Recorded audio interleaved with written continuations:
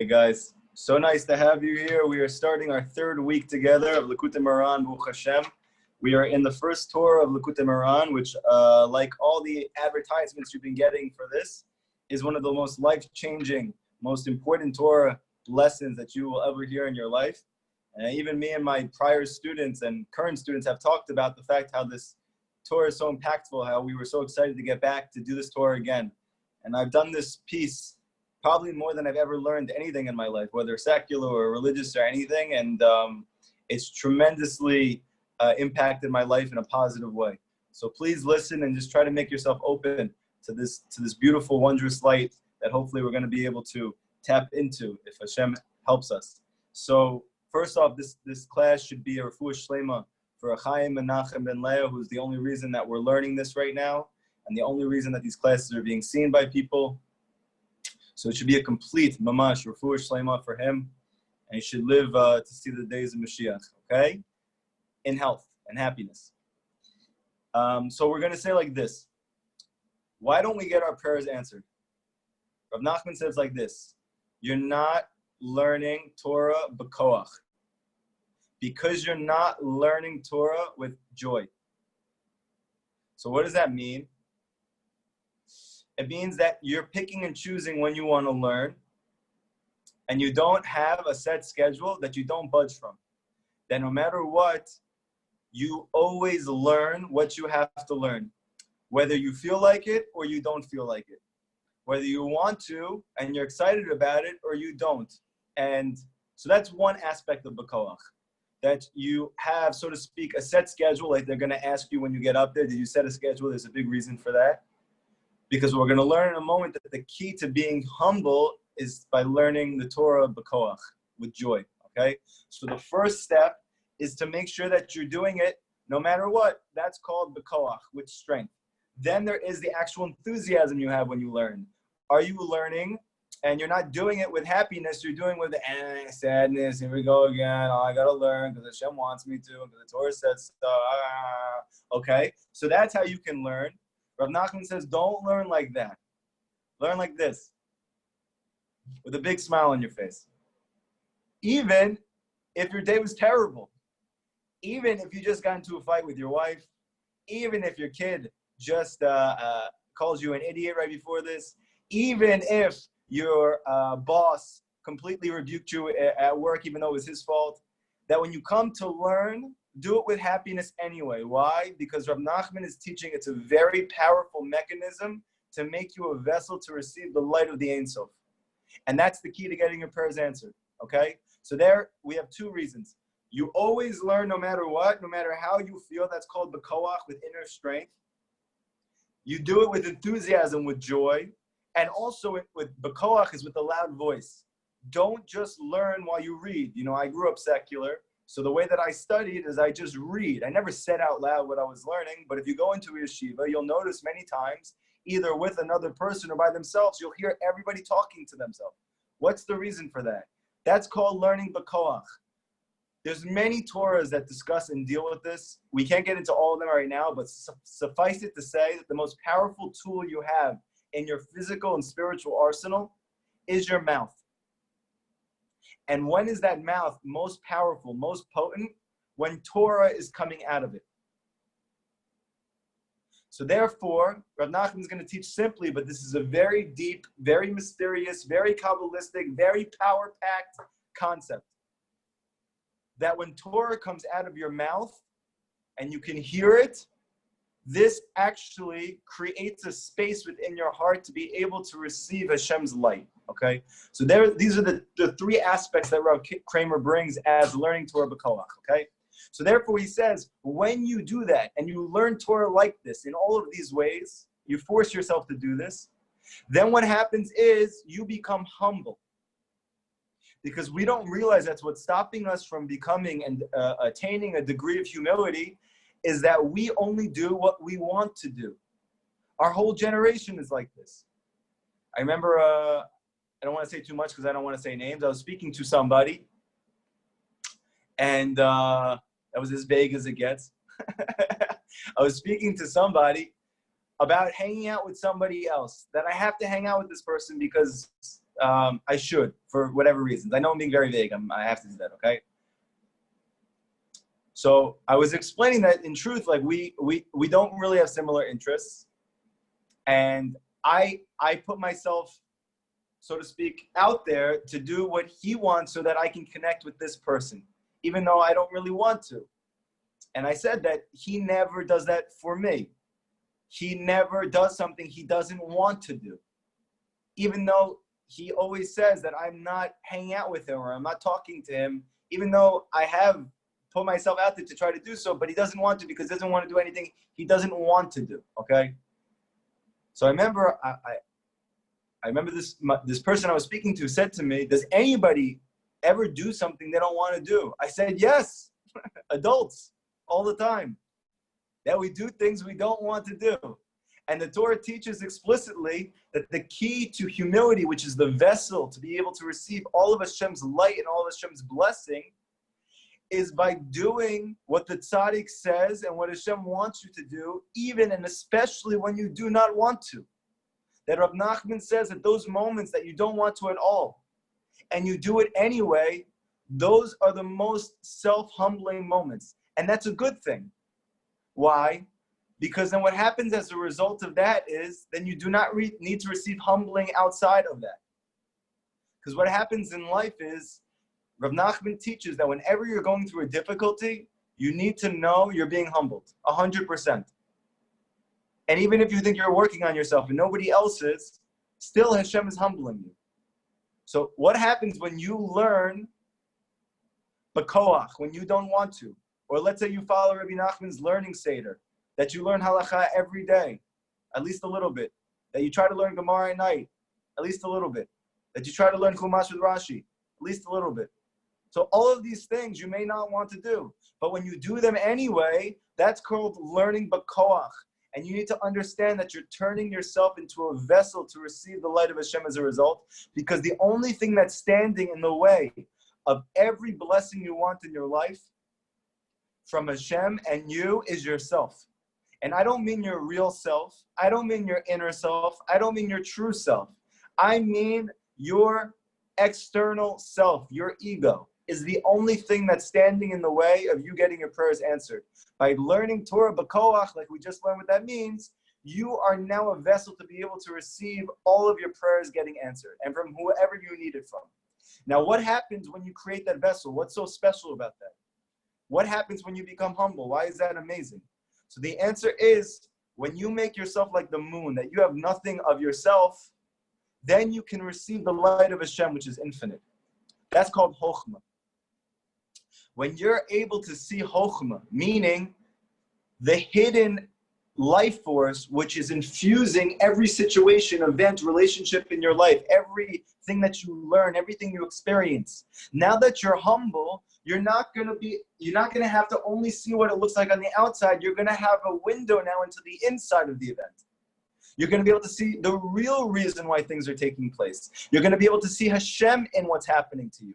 That, let's say you come home and your wife says to you, why do you never clean the house? And you're the only one who cleans the house. So what happens to that? You're going to say to yourself, are you kidding me? I'm the only one who cleans the house. You never clean the house. So that's called living on the outside. That's called the tree of death. And where does that come from? A lack of humility. How does that have to do with a lack of humility? The reason is because what you're looking at and responding to is the outside of what just happened. It's the external, it's the klipa, it's the shell, it's the peel. Don't touch the peel. Don't drive in that peel. You will spin out. What should you do instead, Rav Nachman says? You need to make yourself humble by learning Torah b'koach. Then when you come home, because you have made yourself humble by learning b'koach, now when your wife rebukes you, you're going to understand it's really because Hashem is in there. And why is that good? Because the only good in the world is Hashem. Meaning that I have an opportunity now to connect to Hashem in a deeper way than I could doing anything else through this event. So this is good. But how do I tap into the good that's in here? Humility. How do you get humility? By learning Torah b'koach, with strength, with enthusiasm, when you don't want to. when it's difficult, okay? Now, that all being said, now when you come to pray, Rav Nachman says all your words are going to have chen. They're going to have grace. What does it mean when words have grace? They enter into your heart. Like the example that I gave last time we spoke. If I told you, hey, can you help me borrow some money? I want to go get a bag of weed. So what are you going to tell me? I just worked all day. My wife needs money. My kids need money. Everyone needs money. How are you asking me for something you don't need that's destroying your life? You're a bum. I'm not giving you any money for that. So those words have no chen. Those words don't have grace. Why? Because they're coming from my ego. They're coming from my sense of self. However, when do words have chen? When do they have grace? When they're selfless. If I come to you now and I told you, please, I need to borrow money. Why? Because no matter how hard I work, no matter how hard I'm trying, I can't make ends meet. I have a wife at home who's not feeling well. I have kids that I have to take care of because my wife's not feeling well. I can barely make it. I'm trying the best I can. If that's the truth, and that's not coming from a selfish place, those words are going to have chen, they're going to have grace, and you're going to respond to those. You're going to have room in your heart for those words. So Rav Nachman is teaching in a very deep way, Hashem also has a heart. And when your words have chen, meaning when they're coming from a place of humility, of selflessness, that comes from learning Torah b'koach, with strength, and then being able to see Hashem within the midst of your life. Now when you come to pray, you don't say to Hashem, Hashem, why did you give me this wife? Why did you do this to me, like Adam Arishon said? Instead, you come to Hashem and you say, I am learning Rabbi Nachman's Torah. He tells me Hashem is in everything that I do. I learned even when I didn't want to, okay? And I came home and I was humbled by that Torah. And now I came home, my wife rebuked me. Now I know, even though I don't feel that this is from you, I know this is from you. Hashem, help me to see where you were in that for me, because I want to come closer to you for that. 100% guarantee that prayer is going to get answered. Why? Because your words have chen. They have grace. They're based on truth. They're based on humility. That prayer will get answered. But if you come to Hashem and you're crying to Hashem about your situation, but that's all based on ego, that prayer does not get answered. And the situation actually becomes more difficult. And the pressure gets squeezed more on you. Now you're going to say, why does Hashem do that? That sounds cruel. But it doesn't. Because what's the whole point? Hashem wants you to be humble. Not because he's trying to punish you. We do not believe in a Christian God. Hashem loves you. Rav Nachman says the whole reason Hashem does anything for you is only motivated by his love for you. Rav Nachman goes so far as to say in a very powerful Torah in Likutey Moharan that Hashem has two loves. Kind of like, some people in our generation, I have two loves, my car and my cup of coffee. Something ridiculous. So Hashem also has two loves. What are Hashem's two loves? It says that Hashem loves justice. Not justice like I want to hurt you. Justice like I like when things are right. That a person does the right thing and he's rewarded for that. And a person doesn't do the right thing, he's not. Hashem loves that. Hashem loves justice. And Hashem also loves Yisrael. He loves every soul of the Jewish people. Rav Nachman says that even though he has these two loves, he loves Yisrael more. He loves a Jew more than he loves what's right. That's very powerful. That's very deep. So he says in that Torah, what does Hashem do then? He needs to have justice, meaning there needs to be consequences. Otherwise, he's not just. And he can't be running the world and he's not just because nobody else is going to be just. So what does he do? He creates consequences that humble you, but he hides himself within the crunch, within the difficulty, within the challenge itself, because he loves you and he loves you more than he loves justice. And if you are humble and you have eyes to see, then you can actually find Hashem even more within the crunching than you could if you didn't elsewhere. So Hashem either shows his love to you by you humbling yourself by learning Torah b'koach, or he does it to you anyway, and then you become humbled anyway. So you don't have a choice because Hashem loves you, and He's gonna make you like this because that's the key to you experiencing all good. Many of us struggle because we had dreams growing up, dreams of a certain wife who does certain things for me, who looks a certain way, a certain job where I have a certain prestige and I make a certain amount of money, and a certain house that it's a certain size, and I can have my friends over and treat them to whatever they want. And all of these fantasies. Koach midameh, Rav Nachman says, the power of your imagination. Rav Nachman says the power of imagination is going to be deeper in the last generation than ever in history. And it's so true. Look at our generation. How many people watching this class are in their mid-20s and under are completely dissatisfied with their life? Is your life different than any other person forever? No. Our parents were poorer than us. Our grandparents were even poorer than that. Nobody has more than we do, and we're the least happy. Why? The power of our imagination is through the roof. Rav Nachman says imagination is a very powerful thing. You should not start to use your imagination until you fix your heart, because it's going to lead you to all the worst, most painful experiences of your life.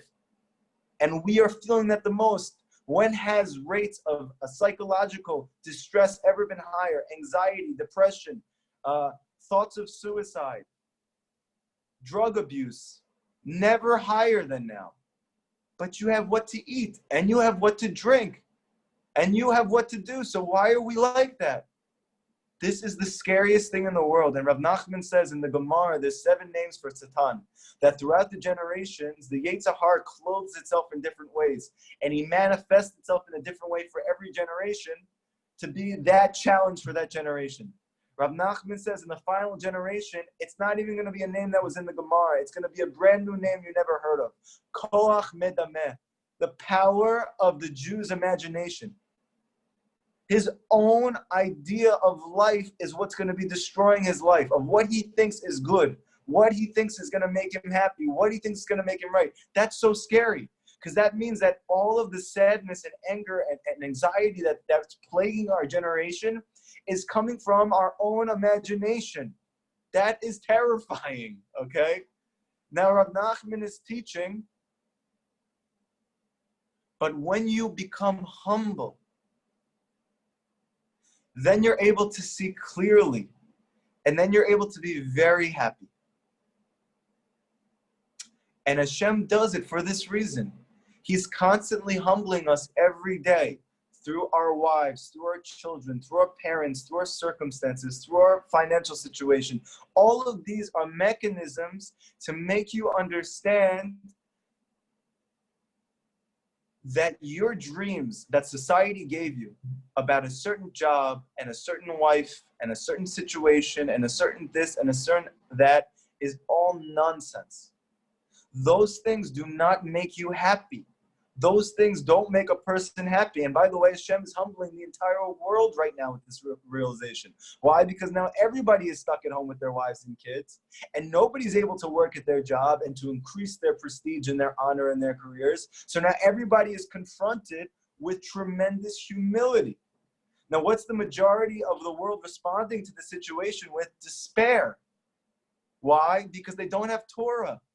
Because they do not realize that their dreams were imagination. Whereas now we have an ability to tap even deeper to true dreams. Dreams of connection, dreams of love, dreams of peace, dreams of truth.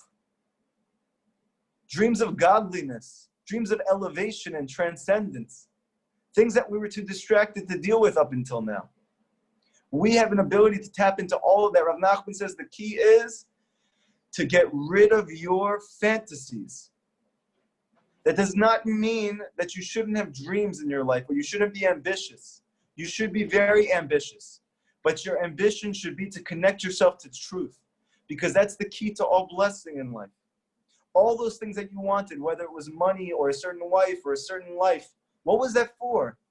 Right? Like I used to teach teenagers in this area. And I said to him, what do you want with your life? He said, I want to make money. I said, why do you want to make money? Like, what are you talking about? What kind of question is that? What do you mean, why do you want to make money? What else is there to do? What else could you do besides make money? That's what you grow up to do, to get a job and to make money. I said, what do you want the money for? So I can buy a house that I want, so I can have a great place, and so that I can have a sweet car, and so I can, like whatever, the whole shebang. And why do you want that? And I could see them, like they never thought about any of these things in their life. You'd be surprised how nobody asked the next question. You'd be shocked. You'd be like, okay, that's a teenager. You'd be surprised and shocked how much you've never asked yourself the next question. Why do you want that? And they always end up coming out, so I'm happy. You know what the Torah teaches is the key to happiness? To be close to the source and the root of your soul. That's how you're happy. That's the only way you can be happy. Now, money can help you do that. Rav Nachman says that. It could, or it could not. A good wife can help you do that, or it could not. A nice house can help you do that, or it could not. But the key to being happy is to be connected to truth. It's to be connected to the root of your soul. That's what makes a Jew happy. So therefore, Rav Nachman's trying to tap us back into reality. And so we can teach the world. And when you're in this place, now you can get your prayers answered. That's called chen. When you are connected to your real self and you pray from that real self. That is only possible by learning Torah, b'koach.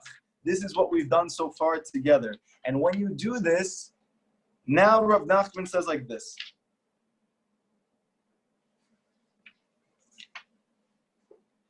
This is the concept of a tav. So we know that there are 22 letters in the Hebrew alphabet, 27 if you can include the final letters, but let's just say 22 letters. First letter is Aleph. Is the gematria, the numerical value of 1. The final letter is a tav. Yes, good. Page 34. Very good. This is a letter tav. Tav is the final letter in the Hebrew alphabet. Now here, Rav Nachman's teaching that when you have achieved the two things we've just spoken about, meaning you made yourself humble and you have made yourself like the moon, that you let go of your ego so that you can experience the light of infinity, of godliness. That's called the nun. Now, when you do that, now you're able to see Hashem in your life. That's called the chokhmah. That's called the chet. When you have a chet and a nun, sorry, I'm not good at technology, I'm trying to get this together. When you have a chet and a nun and you put them together, that spells chen, grace. Rav Nachman says this is the key to getting your prayers answered. Why? Because now when you bring that chen, that humility and that sight, that awareness into your prayer, and you pray based on that, that creates a letter tough. It literally creates a letter tough. What is the purpose of a tough? So we know that Hashem told Gabriel, there are certain malachim, okay? Malachim are not flying naked babies, okay? This is not what an angel is. I'm just saying that for the people who don't know, okay? For anybody here, I'm hoping that we eventually get Jews who are not as familiar with the Torah, and therefore they don't have distorted views of the Torah. Benny, if you could turn the flashlight off your face, it's distracting. Thank you. So a malach is a spiritual force that Hashem creates in the world to carry out his ratzon. Any force which Hashem uses and imposes in the world to manifest his desires in the world, those are called malachim. There is 4 major malachim, but there's many more malachim. One of those malachim is called Gabriel. Gabriel is often associated with din. Din means there is an action and a consequence. Like we said, Hashem loves justice. That you do something and there is a consequence to that. Doesn't mean it's bad, it could be a good consequence. But that consequence comes from Gabriel. Hashem uses Gabriel to do that. Now, why doesn't Hashem do it himself? That's for another time. But for now, suffice it to say, he uses Gabriel to do that. But Hashem told Gabriel in the times of Yerushalayim, when there was the Beit HaMikdash, he said that I want you to put a tav on everybody's forehead who is a tzaddik. On every Jew's forehead who is a tzaddik, who has achieved mastery of spirituality in his life, who is connected to me, put a tav on his head. What's the reason for the tav? Because the tav, says the Gemara in Shabbat, stands for tichye, you shall live. But it also means tamut, you shall die. In the end, Gabriel put a tav on every Jew's head. Why? Because kulam tzadikim, all the Jews are tzadikim. Like we said before, every Jew is a tzaddik. He may not know that, and therefore the tzaddik inside of him is killing him. Or he may know that, and he's connecting to it, and it's giving him life. But every Jew is a tzaddik. But now Rav Nachman is saying, is that when you have humility, and you're able to see Hashem in your life, and you're not doing things for yourself alone, but you're doing it to connect to Hashem, then as a result of that, when you come to pray to Hashem, all of your words make a mark on Hashem's heart. That's called making a tuf. Why? Because the concept of a tuf, Rav Nachman says,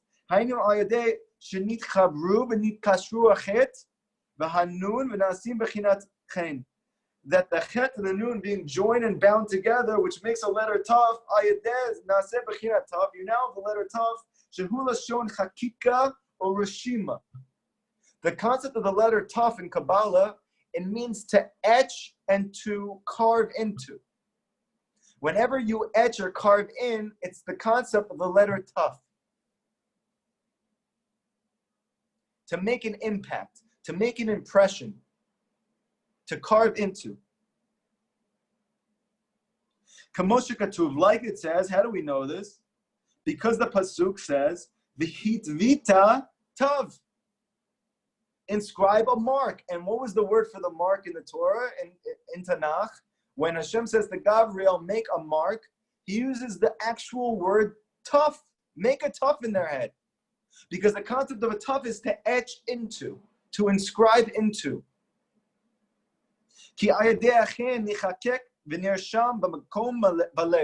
Because when you have humility, and you're only looking for Hashem in everything in your life, you're only looking to come closer to Hashem to everything in your life, and you're praying based on that mindset, now all of your words are going to be etched into Hashem's heart. He's going to have a space in his heart now, and he can answer every one of those prayers.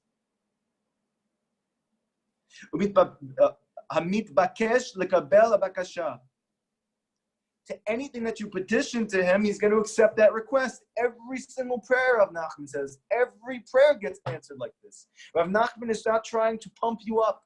He's not trying to get you excited. He's telling you this is Lamasa, the way that it is. When you come to pray to Hashem, and you're not praying for yourself alone, but for something greater than yourself, you want to connect to the root of your soul. You pray from that place. I want to know Hashem. I want to connect to Hashem. Not why did you give me my wife? Help me to see how through my wife you want me to come closer to you. 100% guaranteed. Hashem says, Rav Nachman says, Hashem's going to answer that prayer. Help me to see why my boss gives me such a hard time every day. Why doesn't he respect me? Why do I have this job? Why can't I get out of this job? I need a job that people respect me. Rav Nachman says that prayer is not going to get answered. Come to Hashem and say to Hashem, Hashem, why did you give me a boss who's constantly humbling me? Where can I find you more through having a boss like that? Rav Nachman says 100% Hashem will answer that prayer. Because all of those words are going to etch a mark into his heart through the letter tuf.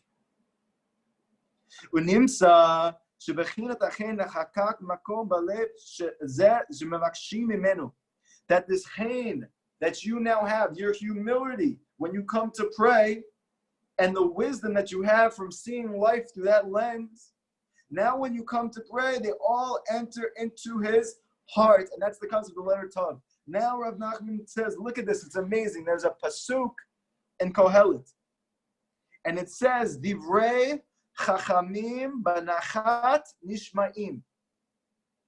The words of the wise are heard because they are spoken banachat.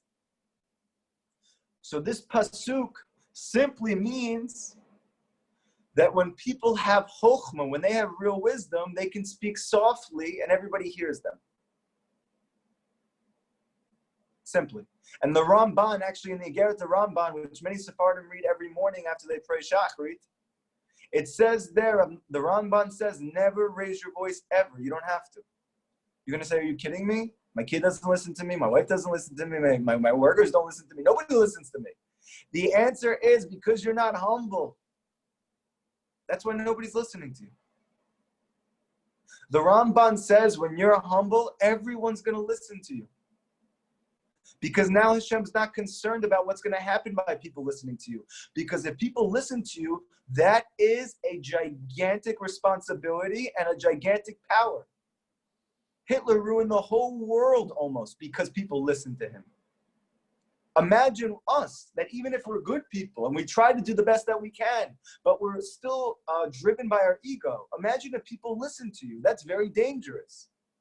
So the Torah is teaching Hashem is only going to give that power to a Jew that anybody listens to him, including his own family members, when he is truly humble, because now he's not a danger to anyone.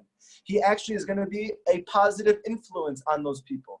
And now everybody's going to listen to you. So the Ramban there says, what's the greatest quality in the Igeret the Ramban? He says it clearly. What is the number one quality a Jew can obtain in his life? The most important thing, the most chashuv quality, he says, anava, humility. It fits in completely with what we're learning right now. And he says, when you're humble, you do never have to raise your voice at all. Many people who hear these classes of Rabbi Nachman's teachings, they come to me and they say, yeah, but what if everybody starts walking all over me? So this was taught to us by society. This was taught to us by our cultures, which often come from non-Jewish backgrounds, whether it's from Islam or Christianity. We don't realize how much these things have influenced us. You are not going to get walked on by anybody if you're humble. The Torah guarantees if you are truly humble, nobody's going to be walking on you. And in fact, everyone is going to respect you. Because Chazal teach very clearly that as soon as you stop desiring honor, everyone will honor you. It is so true, it's crazy. It's scary true. Okay? So now we're learning that when you come to Hashem, what does the Pasuk said? Now Rav Nachman is saying, this doesn't just mean the words of the wise are heard with people, like the Pasuk is saying. Rav Nachman is now going to say this Pasuk also means when you talk to anybody, not just people, but Hashem. Now, how much more meaningful is this Pasuk now? Because the Pasuk says the words of the wise are heard when their words are spoken benachat. Benachat.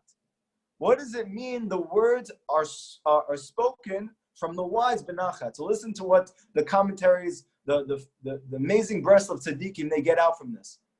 They say like this. The words, that's the concept of tefillah, prayer, the nun, like we learned before. Humility, because only a person who's humble is going to ask Hashem for what he needs. That is the words that you're speaking. Now it says the words, meaning the prayer of the wise. Who's the wise one? The one who, because he's humble, he's only looking for Hashem within the events of his life. He's not looking to increase his ego. He's looking to find Hashem through everything. Whether it is a situation with a family member, or it is a situation at work, or it's even when I'm learning, or I'm praying, whatever I'm doing in my life, I'm looking for Hashem, the inner wisdom of that, the light of the Ein Sof, the root of my soul. That's called wisdom. So now the Pasuk says the words, the prayer of the wise, meaning the one who's now tapped into the truth, that when they are spoken benachat, it's always answered. Literally, this Pasuk is describing the entire Torah we've learned before. Now let's make it even deeper, because Rav Nachman says nachat is really achein, achet. Sorry, it's bechinat chein, which is achet, a taf, and a nun. What is the word nachat? Nun, chet, taf. It's the three letters we discussed. Humility. Then because of the humility, the inner light that you receive as a result, meaning the inner reality that you get to tap into as a result. And now when you pray with that, you etch into Hashem's heart and he answers that prayer every time. Nachat.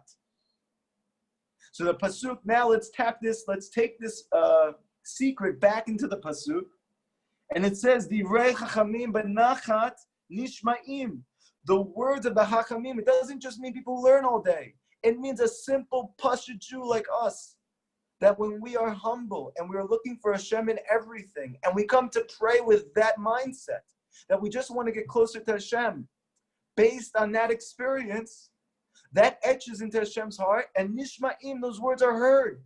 Not sometimes, not most of the time, not almost every time, every single time that prayer is answered. Rav Nachman brings a Gemara, I believe it's in Moed Katan, where it says that the tzaddik rules. What does it mean, the tzaddik rules? It means that the tzaddik rules over Hashem. What does that mean? What does that mean, that the tzaddik rules over Hashem? Nothing rules over Hashem. We're just people. Specks in the dust. Not even. You're not ruling over anybody. So the Gemara explains, Hashem's dream when he created the world was to create people, Jews, who would be able to get to such a level of spiritual elevation, of physical elevation, that I allow them to rule over me. Meaning, I want them to run the world. That's amazing. That's incredible. There's nothing more empowering than that. Hashem wants you to run his world. Where do we see this clearly? Because prior to the giving of the Torah, Hashem did everything. However, Chazal teach that as soon as Hashem gave the Torah to us, Rabbi Nachman says this explicitly in Likutey Moharan, that now the world runs to the Jewish people. This is actually the stereotype of the non-Jews. There's a reason for that stereotype.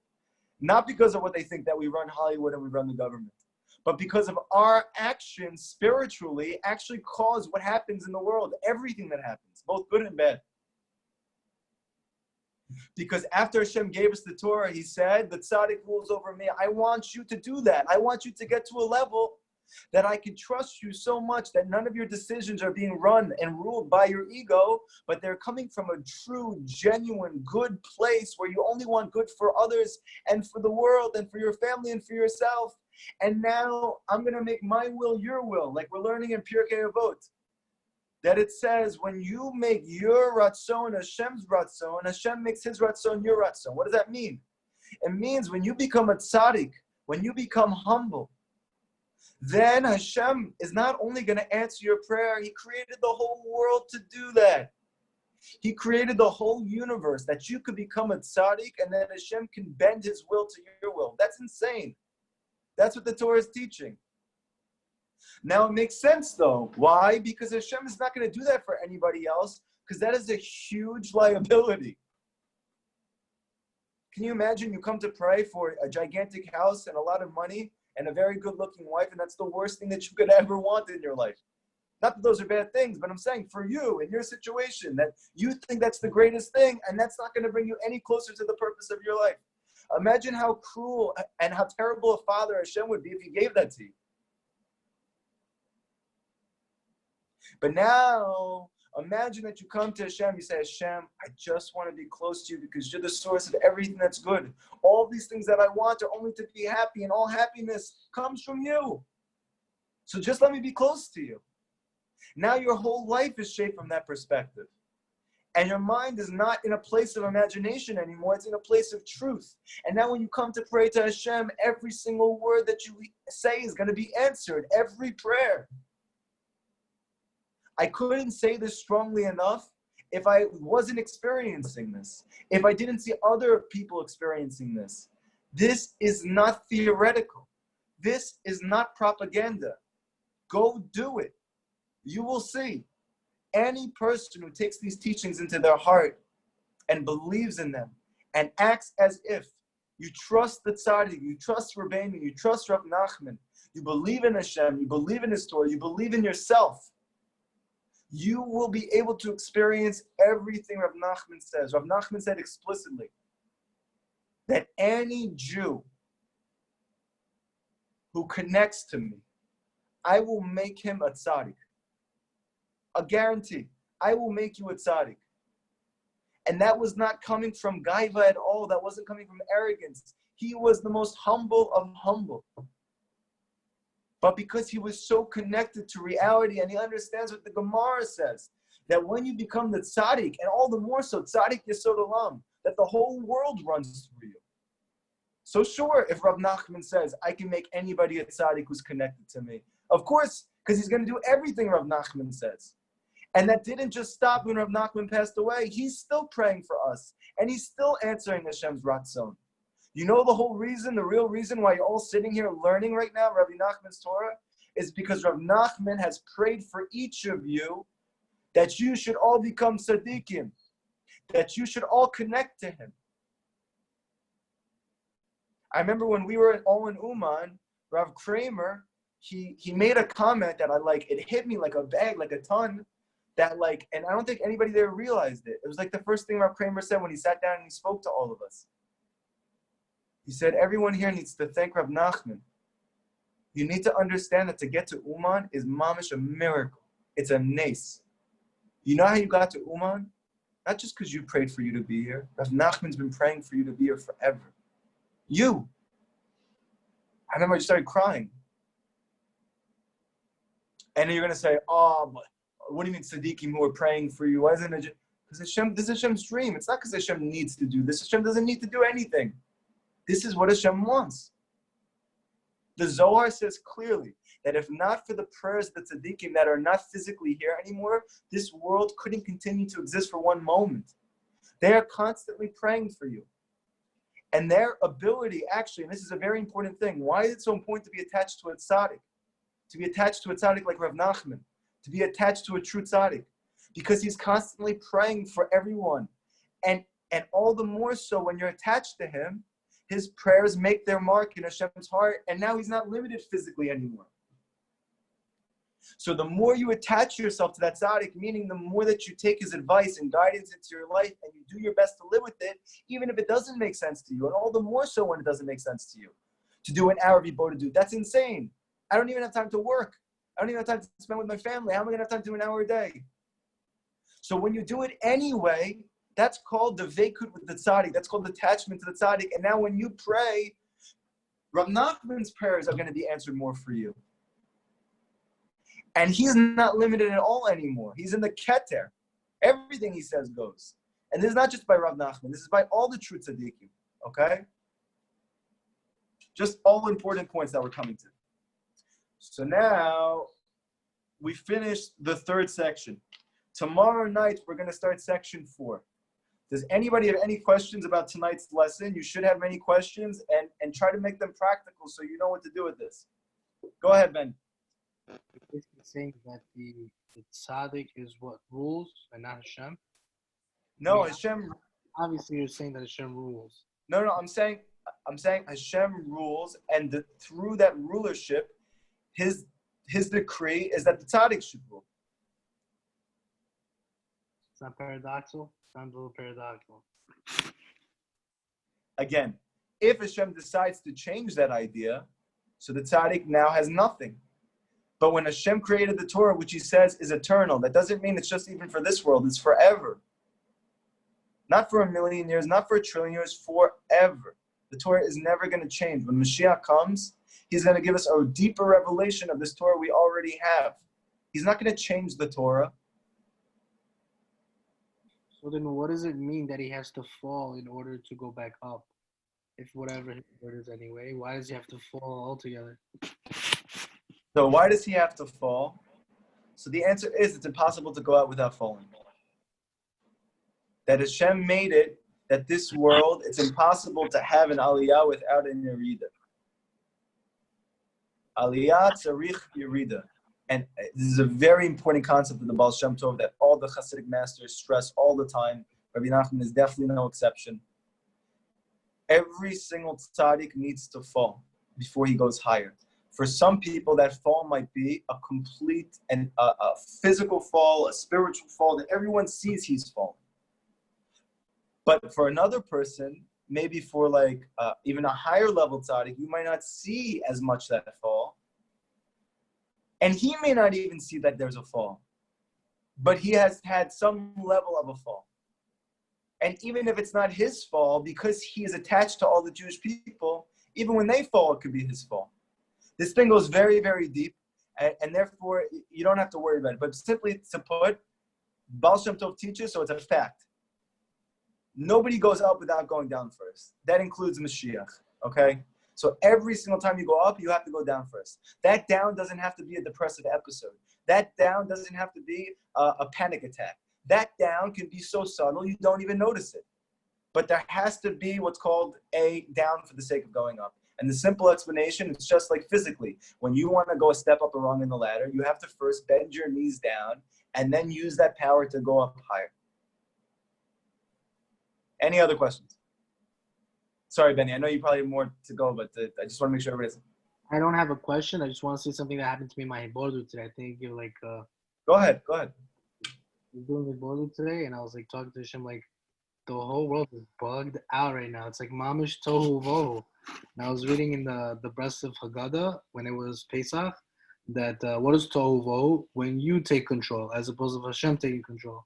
So right now, all of the world is trying to take control, but no one is letting the tzaddik do his thing. And it's crazy that I don't even know if we can go to Uman this year. Like, it just dawned upon me, like, whoa, we can't even go to Uman this year. So what's it going to be, mamish? Like, you know what I mean? Yes. Can't give dominion to him. So we're going back to the original state, how it was before. It was great. Yes, I hear you. Very nice, beautiful, Benny. And you should know, though, that Rav Nachman says his whole mission was tefillah. And even though Rav Nachman taught everything under the sun, in fact, one of the things you'll notice is maybe more than anybody else, if you're honest with yourself, he speaks about every single thing, okay? However, he said, my mission is prayer. Why? Because Rav Nachman says everything, again, everything can be achieved through prayer. Everything. So what does that mean? You're telling me if I have, chas v'shalom, a stage 4 terminal illness, I can pray to Hashem and Hashem can take it away from me? Yes. Yes. You mean if I'm in a coma, somebody can pray for me and wake me up? Yes. Rav Nachman says through prayer you can do anything. This was the original way that Hashem created us was to be able to experience that reality. The whole exiles, we don't realize that. Rav Nachman's whole mission was prayer. Therefore, I'm doing it every day. Everyone should join me. Pray that we should all be able to go to Uman this year so Rav Nachman can bring an end to all of this, okay? And he's not the only tzaddik who's praying for us. But the deeper the attachment is with your tzaddik, okay, the more he can do for us, the more that you connect to him. And Rav Nachman's biggest practical piece of Eitzah is, get to me for Rosh Hashanah no matter what. No matter what. Rav Nachman, question. One second, we'll get to your question. Sorry. No, it's okay. Rav Nachman even said, somebody said to him, but what if I come there and I have no idea what's going on and I don't feel connected at all? Rav Nachman says, don't worry about it. I did what I needed to do for you. We have no idea what happens when you go to Uman for Rosh Hashanah. There's so much going on there. We have not done the Torahs together yet to discuss it. We're going to get to those. But even that is just scratching the surface. All of his students made it clear this was something he was insistent on, and not just when he was alive, but even and especially even more so when he passed away. Okay, when he had his first gathering, I think after he passed away, I think I remember there was 60 people there. 60 people, 60 chassidim, 60 followers that connected to him and realized that he was the truth. This past year, we had almost 100,000 Jews. 60. That was 200 years ago. And nobody even heard about Rabbi Nachman 50 years ago. So this whole increase has only happened recently. Rav Kramer was talking to us. He said, you guys don't understand. Nobody even heard about Rav Nachman 30 years ago. This whole increase from 60 to 100,000 happened in the last 30 years. Rav Nachman says the last generation, everyone's going to need me. Okay? So therefore, everyone should include in their prayer that we should all be able to go to Uman Rosh Hashanah this year together, no matter what. No matter what. Okay? Next question. Rabbi. Yes. Good question. So you said chet is when a person is made humble, when he humbles himself. That's the nun. The nun is when you humble yourself, and the chet is what you experience as a result. That's the inner reality of your life. Meaning, in every event in your life, you're not only seeing the outside, you get to see the inside. Meaning, you get to see Hashem in everything. That's the chet. Chochmah. Oh, okay. Seeing the inside. Okay, perfect. Okay, no mistake. Sorry, thank you. No, great question. Anybody else? Don't not ask. Ask me a question, please. If I don't know, I'll tell you I don't know. But the only way to learn is to ask. The Gemara says this, okay? It's not even a Hasidic thing. Rabbi, can you repeat that again with the hey? I really don't understand. Yeah. No, I understand the hey, please. Okay, no problem. Okay, so like this. We have discussed 3 letters so far. A chet, a nun, and a taf. Rav Nachman says the goal of every Jew's life is to experience the letter chet, which stands for chokhmah. This signifies the inner life force which permeates reality, which is called the light of the Ein Sof, the light of godliness. This light is infinite, and Hashem takes this infinite light and he contracts it so we can experience in this world, which is called chokhmah. That's the letter chet. But that light, because it's so intense, you can't experience it just by looking at it. That's why when you go through situations in your life, you don't see Hashem in anything. It's not because Hashem is not there. It's because he's so much there that it's too intense for you to experience the way you normally are. The only way to experience it is to make yourself into a vessel to experience it. How do you make yourself into a vessel for infinite light? You need to make yourself like a nun. A nun is bent over. A nun is humble. A nun represents the moon that has no light of its own, meaning by nullifying your ego, now you can see that light. So through the nun, which is nullification of your ego, you can now experience the light of the Ein Sof. That's the chet. Then you have chen, which is your essence. Chen is your grace. So now when you come to pray with that every day, all you're doing is nullifying yourself to something greater than you. You're not losing yourself, you're connecting to yourself. You're losing your fake self, your imaginary self, which has caused you all your problems in your life, which you've been dying to get rid of. So now when you nullify that part of you and you trust Hashem, and now when you go through every event in your life, when you go to work, when you eat breakfast, when you hang out with your wife, when you're with your kids, when you're learning, whatever you're doing, now instead of looking at it from the outside of what seems to be happening, like the whole world is looking at, because you're humble, now you're able to look on the inside and you're able to say, you know what? Even if this person's mad at me, it's because Hashem is trying to teach me something. Now, even though I don't know what that is, I can now bring that back to Hashem and say to Hashem, not Hashem, why did you do that to me? Hashem, thank you for trying to reveal yourself to me. I want to come closer to me. Tell me how that was. Show me how you were in there, because I know there was chokhmah in there. There was the light of the Ein Sof in that person getting mad at me. And I know you only did that because it was the greatest possible way for me to experience you. That's called being humble. When you pray like that, then Hashem reveals himself to you. That's the chet, that's the chokhmah. When you have that, that's chen. That's called your grace. That's your essence as a Jew. And when you pray to Hashem with that chen, now you etch into Hashem's heart with the letter taf, because the letter taf means to etch and to make an impression. When you put those 3 letters together, that's called nachat. Nachat, like kids give you nachat, they give you joy, happiness. So if Nachman is teaching you what makes Hashem happy, when you give him nachat, Hashem also gets nachat from you. When you have these 3 elements, you learn Torah b'koach, with energy, with enthusiasm, even when you don't want to, and especially when it's difficult. And you are humble. You pray not for yourself alone, but from a selfless place. And then Hashem reveals to you the truth of why everything happens to you, and that always brings you closer to Hashem, and that prayer always gets answered. That's called nachat. And the pasuk in Daniel says every single time those words are heard. Did that make sense? Yes. Okay. I just want to make sure no new people have questions, Betty. Okay. I just had a question regarding the concept of someone not having a place in their heart to receive it, the words to enter the, it's always been like a line. I've learned this Torah before, but it's always been a line that's been a little hard to connect to.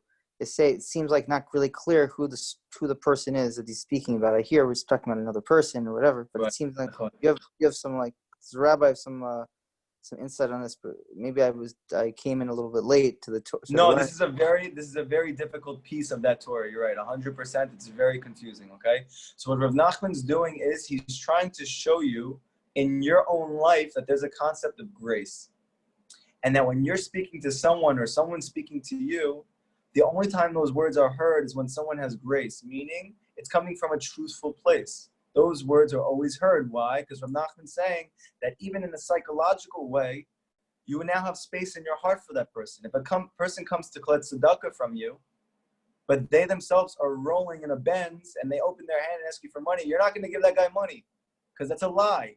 So he doesn't have any grace because it's not coming from the truth. So you're not going to give him money. You have no room in your heart for that. So what happens though if a person comes up to you and gives you his letter and says, I have 15 children. I'm a Baal Tshuva, and I'm trying to do what Hashem wants me to do. And now I'm supporting my whole family. My wife is sick, chas v'shalom.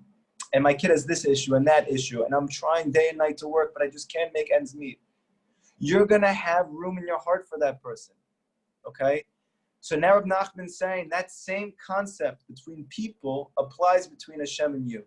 That when you speak to Hashem, you also need to make a space in his heart. You need to etch a space in Hashem's heart. And you do that through this concept of nachat, these three things that we just spoke about. Does that give you clarity? Yeah, that makes a lot more sense than how I learned it before. Thank you. Appreciate it. Great question. Anybody else? Yeah. Go ahead. How can you develop more of, like, you talked about learning with joy and passion. Like, how could you develop more of that? Great question. Very good question.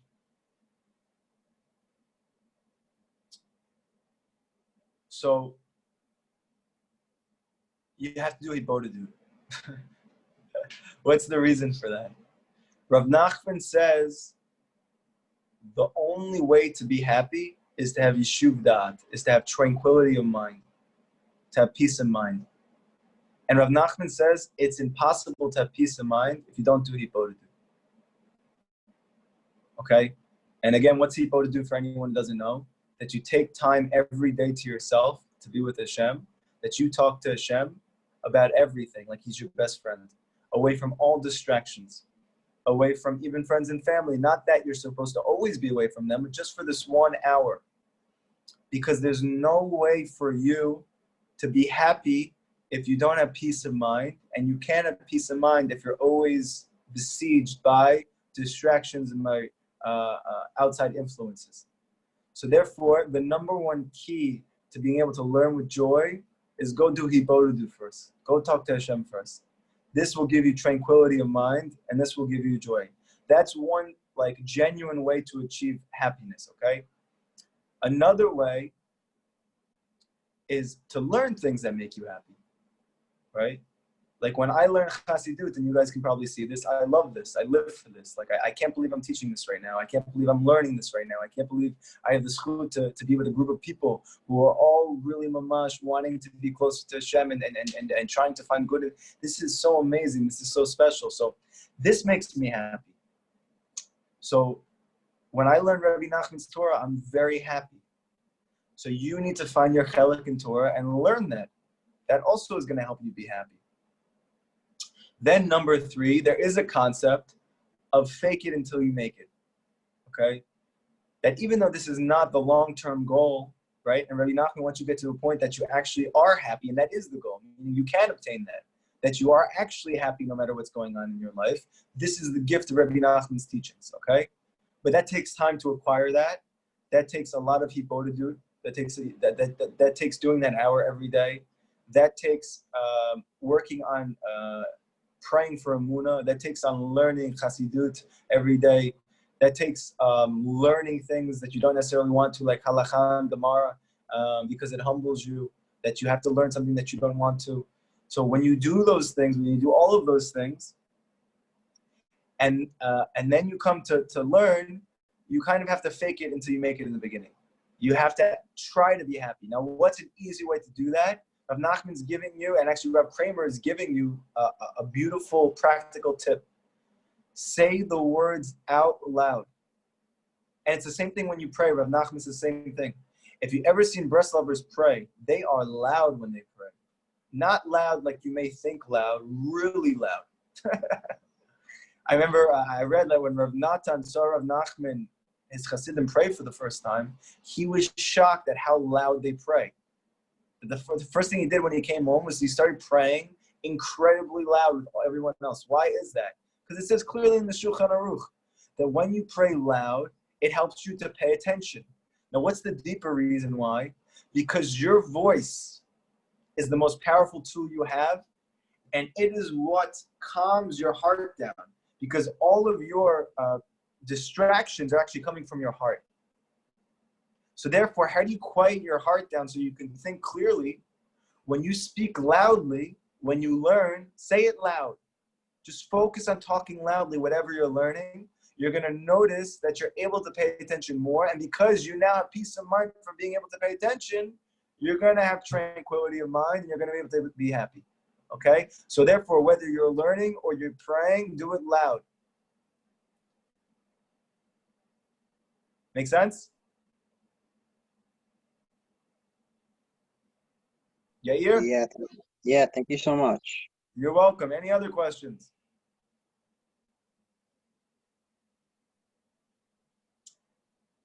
Okay, we'll go back for the final question from Benjamin Roberts. Go ahead. You started, you finish it. What's in the end is in the beginning. Go ahead. Anyway, I want to ask you this question. I just want to understand, from my understanding, I'm sure a lot of people have this question as well. This is the goal of Hitbodedut in whatever you're davening to Hashem about, whatever you're praying to Him about. Is the goal to eventually come to a state of bittul, to a place of consciousness, real consciousness, not like constricted, but expanded? Is that the goal of Hitbodedut, to come to this place of bittul and clear? Your mind is clear, because that's what you said earlier, that it comes to a state of tranquility. And I feel like the only way you can actually do that is by being submissive. Like, I know there is different ways of doing Hitbodedut, different styles. There's the method, we know, praying by thinking, by the 20-20-20, the praying, praising, and The tshuva. right, or tshuva, whatever. However, there are also other mechanisms like the freestyle, meaning like say whatever's in your heart, right? So, is there a way that it's not coming from a place of the Yetzer Hara? Meaning like, if you know, this is supposed to come from a place of truth, but how do you know that when you're doing Hitbodedut, that it's not coming from like a mitzvah enclosed through the Yetzer Hara type of thing? Because I feel like, just me personally, sometimes I have my Hitbodedut where I'm just like fervor mamish. Sometimes it's more sluggish. However, like, I don't know which one is like where and what's holding where. And even though Great question. feel like both Hitbodeduts are both coming from the truth of truths. It's not like I can't play God. You know what I mean? I'm not. You can't play him, so you got to be as truthful as possible. But Okay, good question. Very good question. I'll tell you a couple things, and actually the answer comes through the rest of this Torah, because we're going to talk about for the first time, which is a very important concept, especially for us that we're trying now so hard, and we're about to get into real Yiddishkeit, what it means to truly be a Jew. So you're going to have a lot of things now that look like mitzvahs. And Rav Nachman is going to say that in the end, though, there is something called the Yetzer Hara clothed in a mitzvah, which is very dangerous, okay? So now, the very simple way to answer that question is learn Torah b'koach. This is going to purify your heart so that when you come to pray, you are able to speak truthfully. Meaning, turn Rab Nachman's Torah into tefillah. That's how you know 100% guaranteed it's coming from a good place. That when you come to Hashem, take what you learned tonight and make a prayer out of it. That 100% is not coming from the Yetzer Hara, it's coming from only the good inside of you. Turn Rabbeinu's Torah into tefillah. That will get answered. If you see anywhere that Rab Nachman teaches you something, don't worry about praying for it. It's good. Did you ever see anywhere Rab Nachman says, pray for a huge house? You never saw that anywhere. So you know what that means? It's probably coming from your Yetzer Hara. So Rav Nachman also says to beg and plead for everything, right? He says you're supposed to give her shit like a lawyer. You know, you beg and plead all cases and all arrays. You should, but Rav Nachman's now teaching the way, the degree to which, though, you get those prayers answered is the degree to which your prayers come from humility, which means you desire to connect to Hashem. That is the goal of your prayers. In that prayer, for example, you say, Hashem, I want the big house. Not because I want the big house. It's not even for me. It's for my wife. It's for my children. You know, we want to host guests. We want to bring more people back to Yiddishkeit. You know, is that coming from a place of truth or is it not? You know what I mean? Because at the same time, like, you want... So Benny, yeah, so part of it is like this. By learning Torah b'koach every day, it is going to become clarified to you what's real and what's not real. Because the Torah is the only thing that's real. So, but the Torah is huge. So that's why Rav Nachman's learning Seder has you learning a little bit of everything every day. Because there's no way to know what's real and what's not real unless you go through the whole Torah. And that takes time. That takes a lot of effort. But the way that Rav Nachman's Seder is, it's really fun. And it's really not so hard because you're only doing everything for a few minutes. And then you get to see what's real and what's not real. You get to see what part is coming from me and what part is coming from my Yetzer Hara. So that's one answer. Second answer is, ask Hashem. Say to Hashem, Hashem, help me to know if this is truly coming from me. Help me to be honest with myself and say to myself, do I only want a big house because I want to host guests, because I want to do a chachnasa, that I want to do that mitzvah of bringing people in, that I want to use that as a tool to be able to shine your light in the world. I know I want that. I know that there's a part of me that wants that. Is that all that I want? Do I not want anything else? You have to be dead honest with yourself and you have to ask Hashem. Hashem will answer you. You will hear within your own heart the answer to that question. You may not hear it initially, but as you're learning Torah b'koach every day, you will hear the answer to that question. I have to imagine though, and I'm just guessing this, there's a part of everyone who wants a big house, and it's not only for holy reasons, okay? I don't think Rabbi Nachman ever prayed for a big house. Did he have a big house? I have no idea. But I'd almost bet my life on it that Rabbi Nachman never prayed for a big house, and it's not because he wanted his family to live in poverty or anything like that. He says you should give your wife whatever she needs, but I don't think he prayed. You want it. You're davening on someone else's behalf. You know what I mean? Again, I hear what you're saying. But your goal is not just to pray on someone else's behalf. Your goal is to find Hashem. That's the goal. So 1 second. Help me. Wait, listen. Help me to give what my wife what she needs, whatever she needs to be happy, and help that to come from truth. Help that to come from truth. Right now, she's saying she wants a big house. Okay, she's saying she really wants that. I'm giving you an answer. Listen, my wife wants a very big house. It's my obligation, based on Rabbi Nachman's teaching, to try and do my best to give her that. However, I know at the same time, that may not be the best thing for anybody. They may not be the actual best thing for us to come close to you. She doesn't know that though. So Hashem, please, while I'm trying to help my wife get that house and I'm praying for it, help my wife to understand that that is not actually the most important thing and not even close to it. So you're doing both. You're meeting Hashem where he's at. That's the truth. You're trying at the same time to give us, I'll give you a practical example, okay? Being explicit and open and honest with you, because it's the only way this is going to make sense. And I hope my wife doesn't mind me talking about this.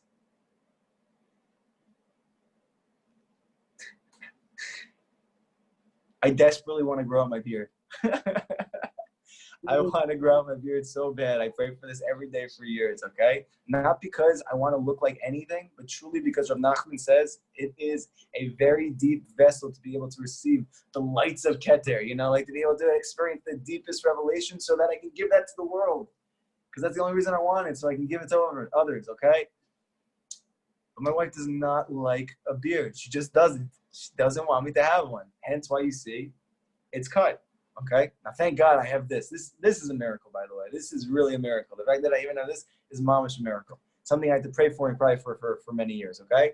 So now listen, what was my prayer today, my Boda? This was not my only prayer. It was one little tiny piece, okay? Hashem, I'm going to go get a haircut today because my wife is going to be happy if I make myself look like she'd like me to, okay? So I'm going to do my part. But Hashem, I'm begging you, help that one day my wife wants me to grow it out. Not even that she allows me to, but she asks me to, okay? And because she realizes that it's good for us, that it's good for our family, that it's good for health, it's good for blessings, it's good for everything, right? So now what am I doing is I'm being responsible and taking care of what I need to do to have Shalom Bayit, which Rav Nachman says is of the utmost importance. And you can learn that from any Rav Shalom Arush book. And at the same time, it doesn't stop me from praying that eventually my wife wants to have this as well. So that's kind of meeting everything in a place of truth. I hope that gives clarity to your question. Everybody have a wonderful night. We're going to meet tomorrow night for another Likutey Moharan class. We're going to do section 4, Bezrat Hashem. If Hashem gives us the chut again, listen to me. This is the most important thing. Rav Nachman used to say this to Rav Natan all the time. I'm telling you the same thing because this is what's transformed my life. Tomorrow or tonight, do an hour of Hibodedut, and don't just do an hour of Hibodedut. Take what you learned tonight and turn it into your prayer. Hashem, Rabbi Nachman taught me this. Help me to experience that in my life. Hashem, Rabbi Nachman taught me like this. Help me to be happy when I learn Torah, so that I can learn Torah b'koach. Hashem, help me to actually be humble, to want to be humble. I don't even care about being humble. I'm to want all the things that you learned in this Torah. Turn it into tefillah. 100% those prayers will get answered. 100%. Guaranteed, Rav Nachman says. Turn his Torah into tefillah.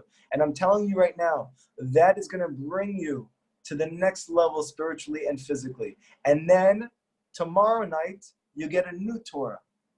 Bezrat Hashem. Do it again the next day. Do this every day. You will not be the same person a week from now that you are today. You won't be the same person a month from now that you were a week from now. You are not going to be in the same planet a year from now as you are today. I love you guys. Have a great night. Thank you.